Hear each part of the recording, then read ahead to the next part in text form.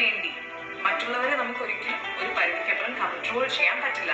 അവർ ചെയ്യുന്ന ആക്ഷൻസ് നമുക്ക് കൺട്രോൾ ചെയ്യാൻ പറ്റുന്നില്ല.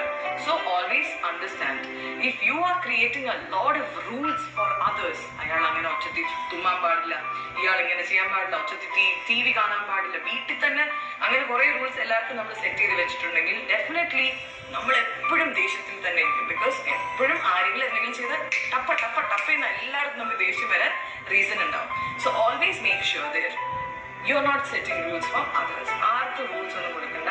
Let others live their life. അവരുടെ ലൈഫ് അവർ ജീവിക്കട്ടെ. Because people have the right to be wrong.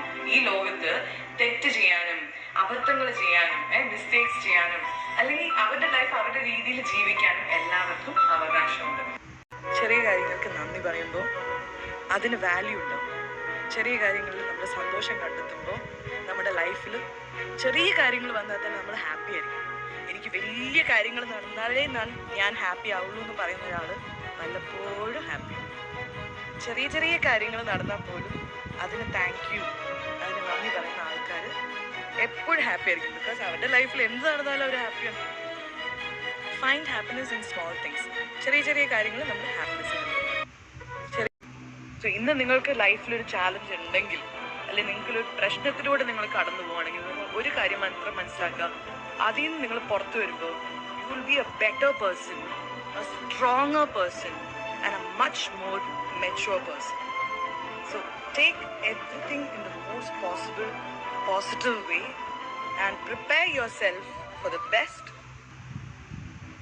നിങ്ങളുടെ ലൈഫിൽ നിങ്ങൾ എന്ത് അച്ചീവ് ചെയ്യണമെന്ന് വിചാരിച്ചാലും ഫസ്റ്റ് നിങ്ങൾ ചെയ്യേണ്ട ഒരു കാര്യം, നിങ്ങളത് മനസ്സിൽ അച്ചീവ് ചെയ്യണം.